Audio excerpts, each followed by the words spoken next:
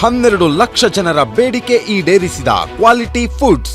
ಇಡ್ಲಿ ಸಾಂಬಾರ್ ಮತ್ತೆ ನಮ್ಮ ಅನ್ನ sambar taste were completely different. ಇದು ಸೇಮ್ ನಮ್ಮ ಹೋಟೆಲ್ಸ್ ಇಲ್ಲ ಫಂಕ್ಷನ್ಸ್ ಅಲ್ಲೂ ಆಗುತ್ತೆ.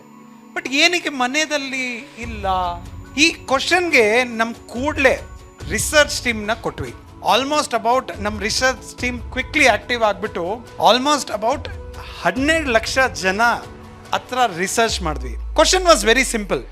ಹೇಗೆ ನೀವು ಇಡ್ಲಿ ಸಾಂಬಾರ್ ತಯಾರಿಸ್ತೀರಾ?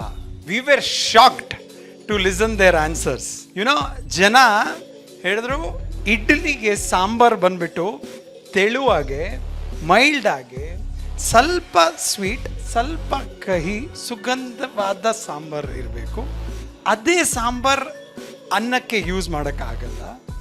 ವೆರಸ್ ಇದೇ ಅನ್ನಕ್ಕೆ ಸಾಂಬಾರ್ ಬಂದ್ಬಿಟ್ಟು ಸ್ವಲ್ಪ ಥಿಕ್ಕಾಗಿ, ಸ್ವಲ್ಪ ಸ್ಪೈಸಿ ಆಗಿ ಇರಬೇಕು ಅಂತ.